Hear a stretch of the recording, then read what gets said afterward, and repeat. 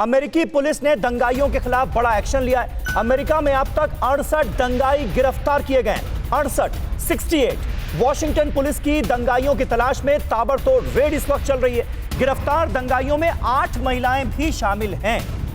तो ये इस वक्त की ताजा अपडेट आ रही है। वॉशिंगटन डीसी से दंगाइयों की तलाश में ताबड़तोड़ रेड चल रही है। रोहित शर्मा हमारे साथ मौजूद हैं। रोहित, हो क्या रहा है वॉशिंगटन डीसी में, जरा बताएं।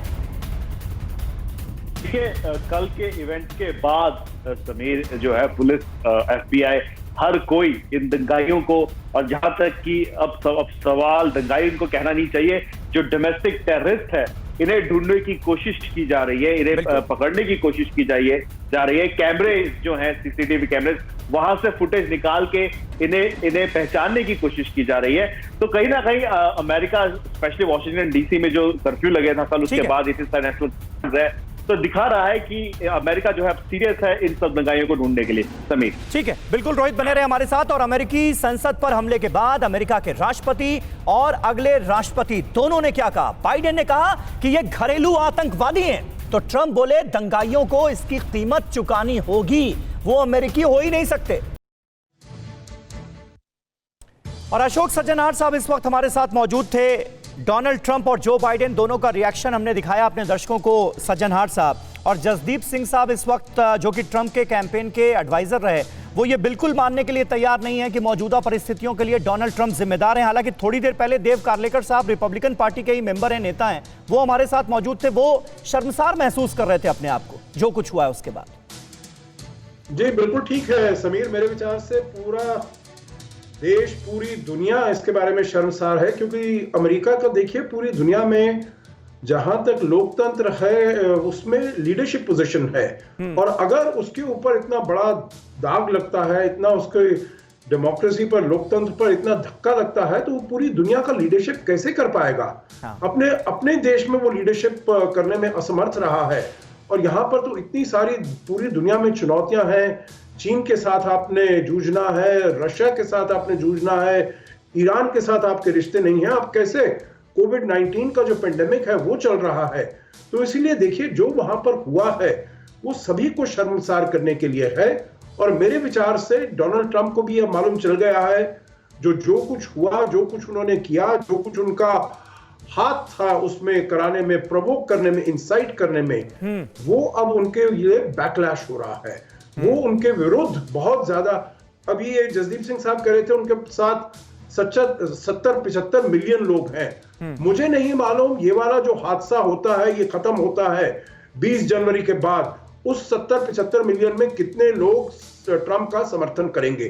क्योंकि ट्रंप के अपनी पार्टी में, रिपब्लिकन्स में, आपने देखा है एरिजोना का उन्होंने कंटेस्ट किया, जो भाई एरिजोना की जो इलेक्टोरल वोट्स हैं वो ठीक नहीं काउंट किए गए हैं सेनेट में, उसमें कितना हुआ?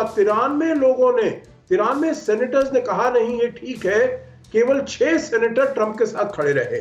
तो इसीलिए मेरे ख्याल से उनका जो सपोर्ट है बहुत हद तक वो कम हो जाएगा। और इसीलिए राष्ट्रपति ट्रंप ने ये कहा है, जो दंगाई वहां पर गए उनको ये नहीं करना चाहिए, वो अमेरिकन नहीं थे, उनके विरुद्ध कार्रवाई की जाएगी, उनको सजा मिलेगी। तो इसीलिए उनको भी मालूम चल गया है जो उन्होंने किया, जो उन्होंने प्रवोक किया ऐसे लोगों को, बिल्कुल अंदाजा हो चुका है कि जो किया वो गलत किया, और इसका अंजाम क्या भुगतना पड़ सकता है आने वाले वक्त में। इसीलिए सुर जो हैं वो थोड़े बदले नजर आ रहे हैं। अमेरिकी हिंसा में एक पुलिसकर्मी की मौत की खबर है। इस बीच पुलिसकर्मी की मौत से अमेरिका में बहुत गुस्सा है। दंगाइयों के हमले में एक पुलिसकर्मी की भी जान गई। 5 लोगों की अब तक मौत की खबर आ चुकी है। कई पुलिसकर्मी घायल हुए हैं, जिनमें से कई की हालत गंभीर बताई जा रही। और अब एक पुलिसकर्मी की मौत की खबर आ रही है। जो हिंसा हुई कैपिटल हिल बिल्डिंग पर, उसमें जो दंगाई मौजूद थे वो लगातार हिंसा पर आमादा थे।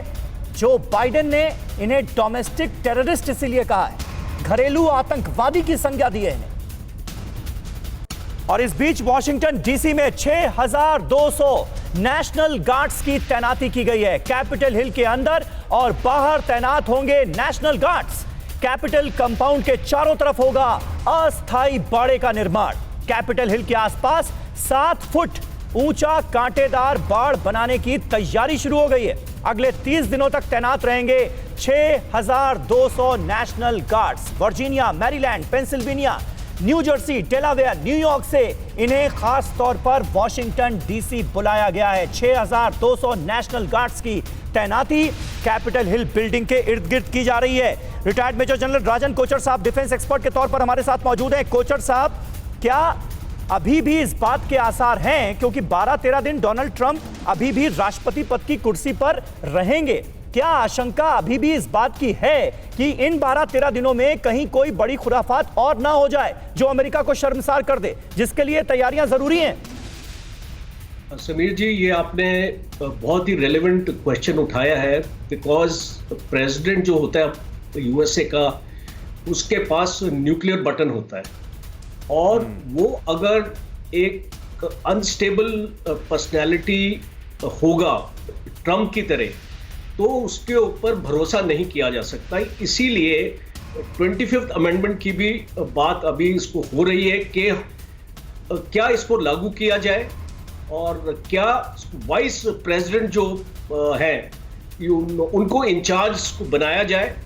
और पूरी रिपब्लिकन पार्टी आज की डेट में ट्रंप के साथ नहीं है। डिप्टी एनएसए ने रिजाइन कर दिया है, और माइक ओब्राइन भी अभी जो उनके एनएसए हैं वो रिजाइन करने की कगार पे हैं। और अगर उनका सिक्योरिटी एडवाइजरी जो है, जो सबसे एक्चुअली अहम है अमेरिका के लिए, अगर वो उसको छोड़ रहे हैं, तो आई थिंक ट्रंप को मैसेज अभी तक मिल गया होगा कि अभी जो बंद करना है ये सब कुछ, ये जो उनकी जो लीडरशिप है, अभी ये इसको क्वेश्चन में आगे रिपब्लिकन पार्टी में एक जो लीडर होता है, या तो वो इंस्पायर कर सकता है या तो इंसाइट कर सकता है। और ट्रंप जो है अभी वो पूरे देश को इंसाइट कर रहे हैं। एक मैं इसको इंटेलिजेंस फेलियर मानता हूं। ये जो इंसिडेंट हुआ है कैपिटल हिल में, ये एक्चुअली होना ही नहीं चाहिए था। ये एक इंटेलिजेंस फेलियर है। इतने सारे लोगों को इसको कैसे इकट्ठे वहां पे पहुंच गए, और इसको पुलिस देखती रही। तो ये सारी चीजें वर्ल्ड एक्चुअली ऑब्जर्व कर रहा है। परवाह देश की, सोमवार से शुक्रवार रात 10 बजे TV9 भारतवर्ष पर।